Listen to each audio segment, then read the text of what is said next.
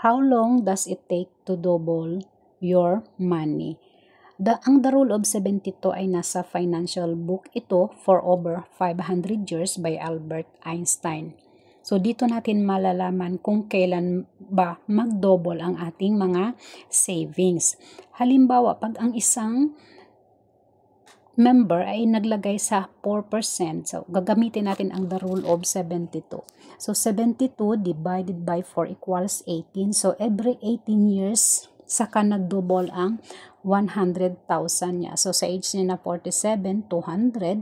Sa age niya na 65, 400.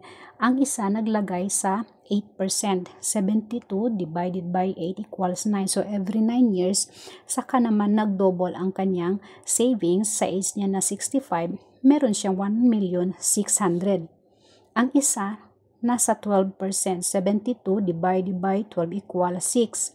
So, ang 100,000 yan sa age niya na 29 at up to age 65, meron siyang 6,400,000. So, dito po natin malalaman kung kailan nga ba mag-double ang ating mga savings.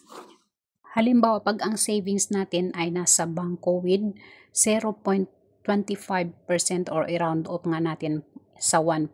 So, pag ginamit natin ang The Rule of 72, 72 divided by 1 equals 72.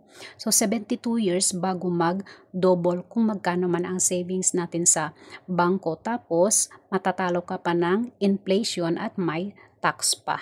Kaya lahat ng mga savings sa bangko ay ginagamit po yan ni bangko, ini-invest sa mutual fund. So, si mutual fund, bibigyan niya si bangko ng 12% higher at ang mga depositor sa bangko ay wala pa pong 1%. Pwede nyo pong i-search sa Google ang link ng mga banks sa Pilipinas. Ilalagay ko na lang po sa comment section. Thank you. Paki-like na lang po at follow my FB.